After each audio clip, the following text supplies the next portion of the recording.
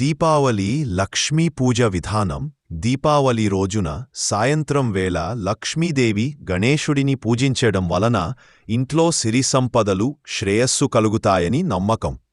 పూజ చేయు విధానం స్థలాన్ని బట్టి కొద్దిగా మారినప్పటికీ ముఖ్యమైన అంశాలు ఇక్కడ ఉన్నాయి. పూజగదిని ఇంటిని శుభ్రం చేసి ముగ్గులు వేయాలి.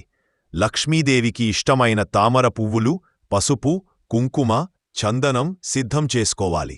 ఈశాన్య దిశలో ఒక పీఠాన్ని ఏర్పాటు చేసి దానిపై ఎరుపు వస్త్రాన్ని పరచి లక్ష్మీదేవి, గణపతి విగ్రహాలను లేదా చిత్రాలను ఉంచాలి.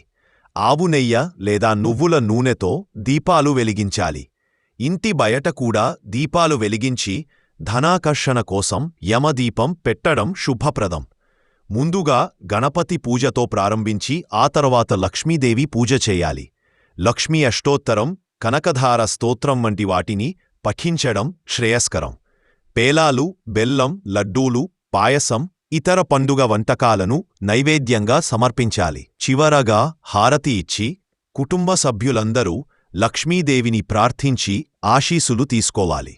ఈ వీడియో మీకు నచ్చినట్లయితే దయచేసి లైక్ చేసి మీ విలువైన సలహాలను కామెంట్స్ రూపంలో తెలియజేయండి. మీ సబ్స్క్రిప్షన్ నాకు చాలా సపోర్ట్ ఇస్తుంది. బెల్ ఐకాన్ నొక్కి నోటిఫికేషన్ ఆన్ చేసుకోండి.